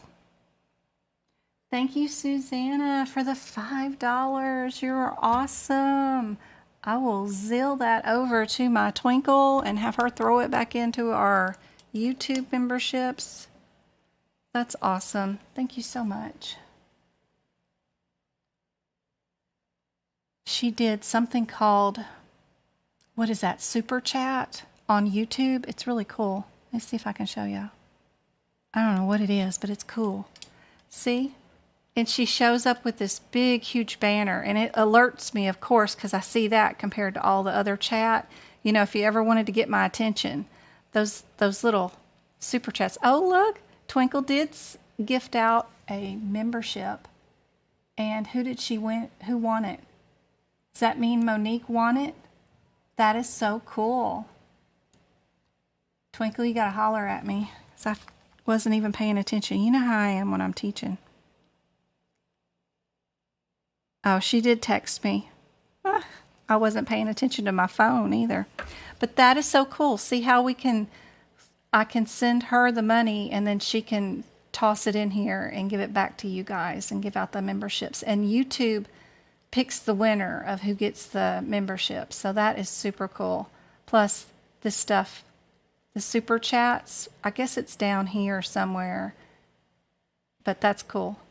And, oh, there she goes again. She's giving away another YouTube membership. So, you guys, that's awesome. Whoever is the winner, congratulations. That is so much cool. Oh, look, that's right. I can do this on TikTok. TikTok's got my sound effects. Yay. So, they will pick a winner and you will just be notified. DD got gifted. That's cool. That's awesome. I hope you enjoy the membership, Dee Dee. I think it's based off participation and chatting and being in the live and making comments. And then when we give away stuff, I think that's what YouTube said. YouTube has a whole directory and encyclopedia about all this, and I've been trying to read it and interpret it. So Twinkle told me about it probably about a month ago, and then my son started yelling at me about it too, and so finally I had to learn something about it. You got one more? No way. Awesome. That's so much fun.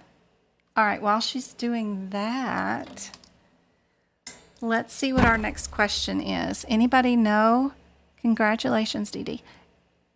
How we would code an electrocardiogram routine, 12 leads with interpretation. This is something you definitely want to know.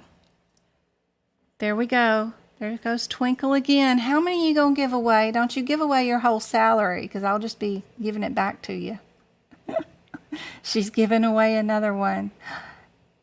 Mohammed won the workshop, or no, the membership for a month. So that's awesome. Yay. That's awesome. Thank you so much, Twinkle. Thank you, Susanna. I'm happy to help. See, you just answered.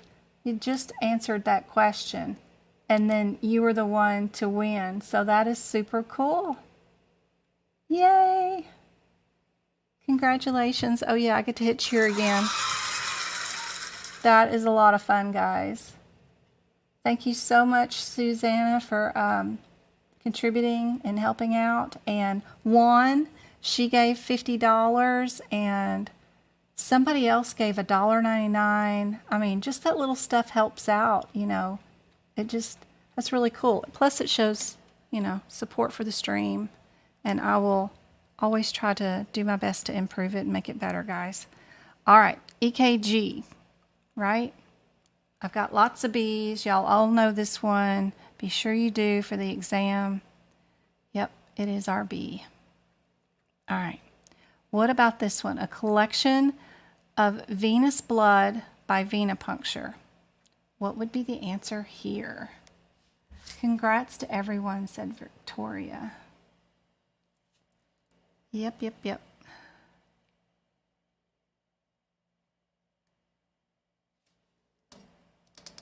Anybody know the answer to this one?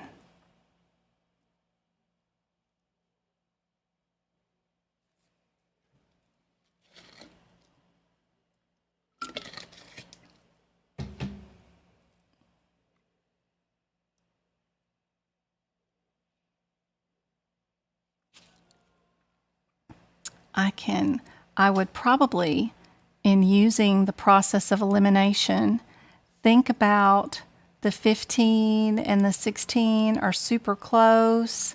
So if we went to our book, where is my book? My book is over here. And let me get that to go over here.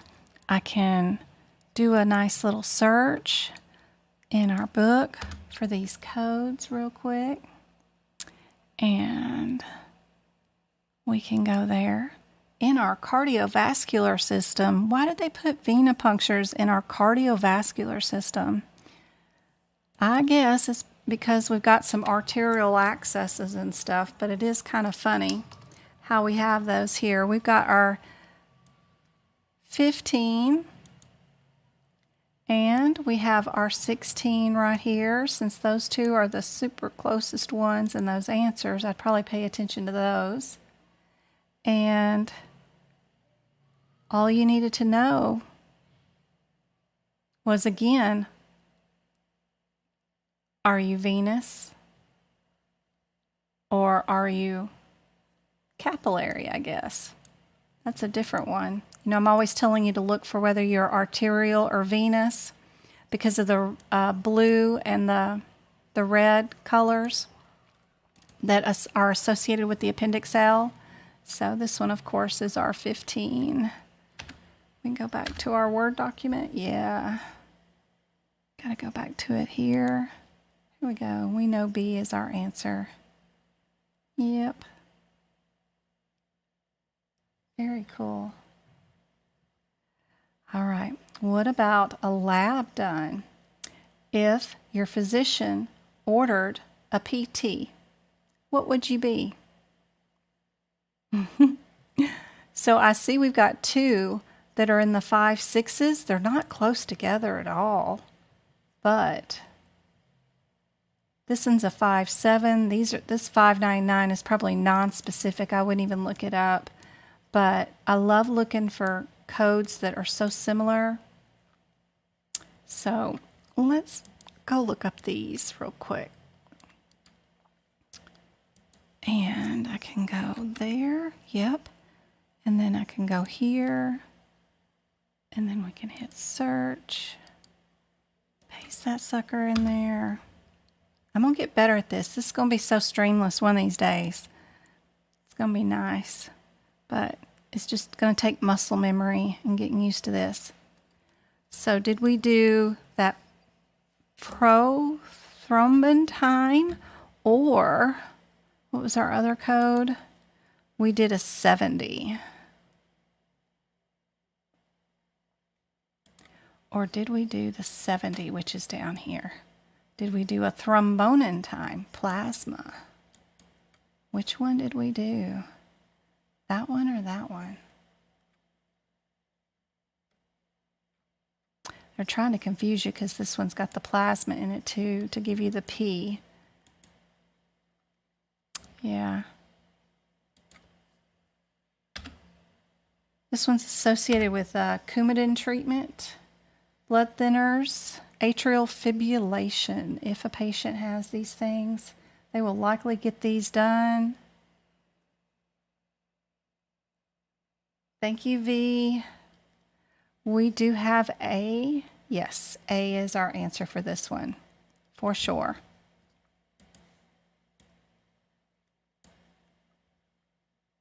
And AFib would be a good diagnosis, and they're on some blood thinners or Coumadin. Name of the drug. All right, last one for the night. We have if a sodium, calcium, chloride, O2, what have we got going on down here? If we ordered all of that, what would we pick for an answer?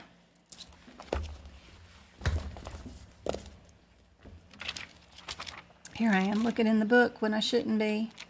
Where should I be? I should be in the electronic PDF, shouldn't I?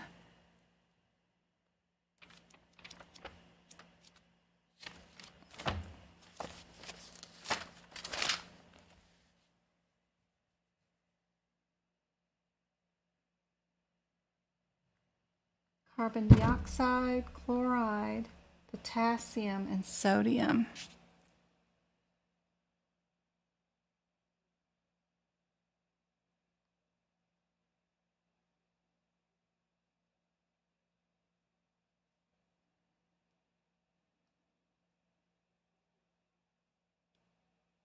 Yep, it's hard to get to my keyboard because I have wires running across it for this cell phone that's right here and the microphone. So I'm trying to do everything with the mouse. So that's why I do it that way. It's weird. And then I have my other cell phone sitting on top of the keyboard too. It's a hot mess down here.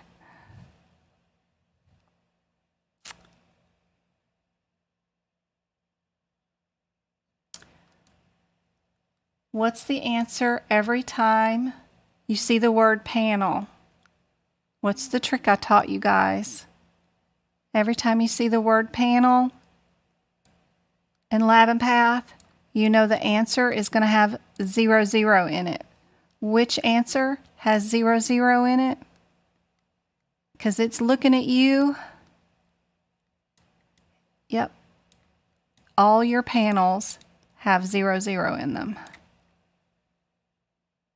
So anytime you're in Lab and Path, you don't have to look up anything really. Just go look for your 0, 0. That's your answer. Hopefully that's helpful. All right, somebody asked me about code 6,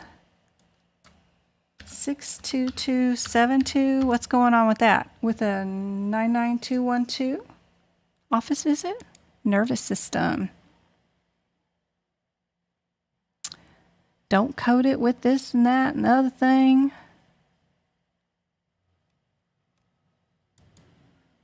Yep.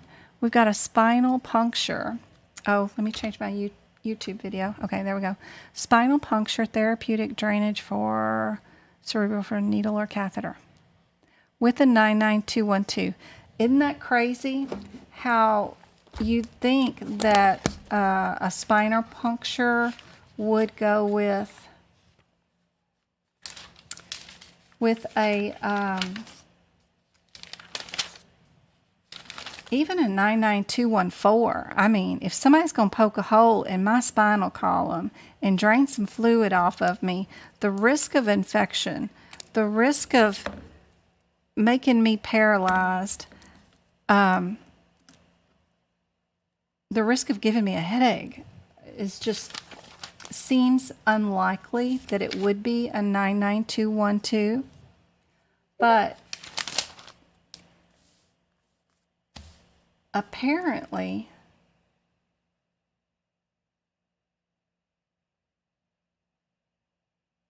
the risk of complications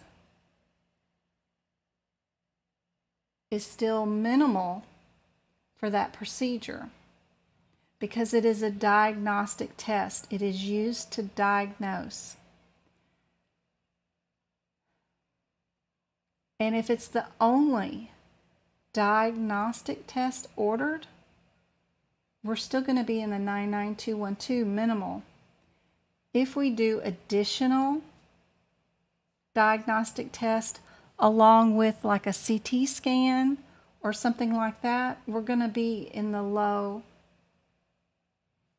area where you might do two. I thought it was here, but you see how low? Oh, let me go to that. Let me go to 99. Let me go to page 8. No. I go here. I'm sitting here talking about this chart, not showing it to you. I know that's driving y'all insane, I'm sure. Okay. Because this chart is just terrible as it is. Okay. Oh, Lord. All right. What I'm talking about, let me get rid of this. Okay.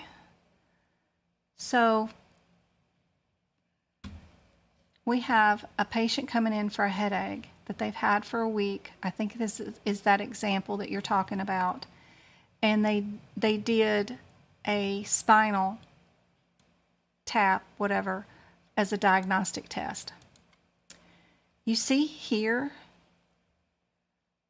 under limited, they say any combination of two of the following.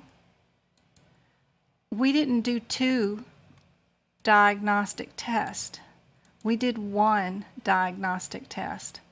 One diagnostic test gets you up here, even if it's a spinal thing, which is super scary. If they had done two diagnostic tests, we would have been here, like,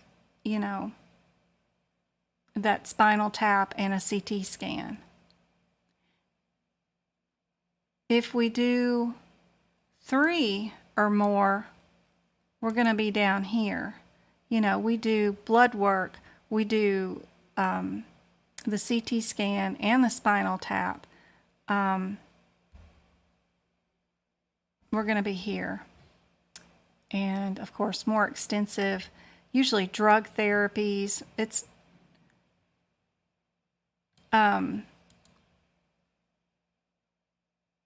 more extensive diagnostics that would incorporate all of the above plus a therapy.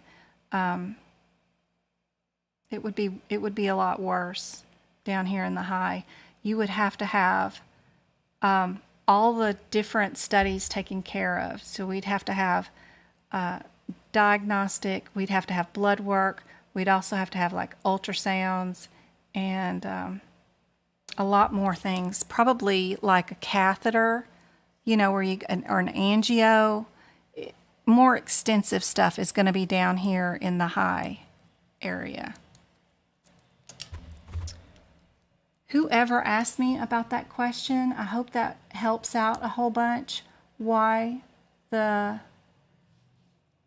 what about the 36415? Okay, I'll look up this last one and then we're going to be done. 36415. What's going on with this one? Cardiovascular again.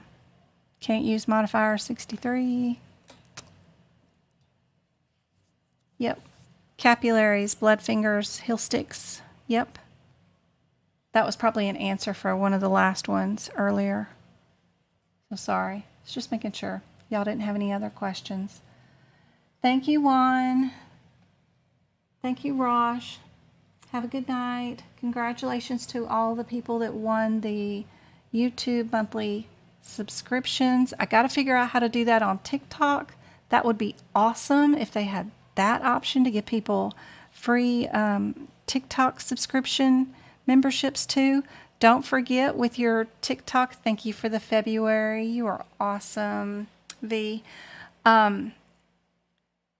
If you want me to make you a TikTok on a particular code or subject, don't forget, as a subscription person on TikTok, you can message me and ask me to do you a TikTok, and I'll make you your own video.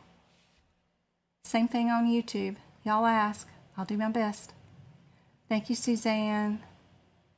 Thank you, Mohammed. Yay, Susanna. Good night, Dee Dee. So glad you won. Hopefully this was helpful.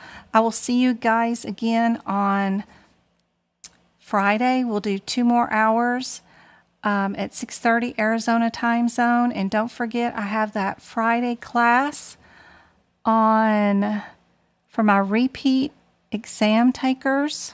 So if you have not passed your medical coding exam, I have an advanced class on Friday morning at 8:30. You'll get a YouTube link. You can watch it then or watch it later, whatever, but it's just a small group of us, and we'll do that class on Friday. And we're going to do medicine, lab, and path. Sorry I didn't get to your immunization questions tonight in E&M, and I'm going to be prepping those questions right now. Where's my YouTubers so they can see the page? There we go. That can still be scheduled here under that tab for tutoring and workshops right there. So still got a few more openings. Of course, we're doing a workshop on February I don't know. Is that the 19th or 15th? I always forget. I think it's the 19th. It's going to be on cardiology section. Always do E&M. And then we're going to do spinal surgeries too. Just the section on the spinal levels and segments. So cardiology and spinal. It'll be 3 hours of just back-to-back questions and how I would answer them. So I hope that's super helpful for you guys. If y'all need anything, Twinkle's around to answer questions in Discord, on email, and everywhere else, of course. And I am going to go finish my ear notes real quick and then get those put out and then get started on some musculoskeletal. And the next class is on Friday. I got 2 of them to prepare for on Friday. So I will see you guys again then. E&M and integumentary on Friday if possible. Okay, MK.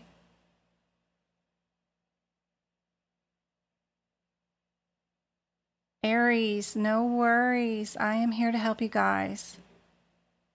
Promise, tons of free information out there. Be sure and go to the website. Get on my Discord. It's 100% free. You can ask a million questions in there. Somebody's always in there to help you. Promise it's worth it to download the app and join. It's completely free, 100% free. Join it, join it. I don't get to see any of your information. I'm not going to spam you. I'm not trying to sell you anything. It's just there for you guys to help you. Super helpful. That is also available on my website. Just go to the social media tab and click join now right there. That little blurb, throw you right in there. All right, guys. I'll see you Friday.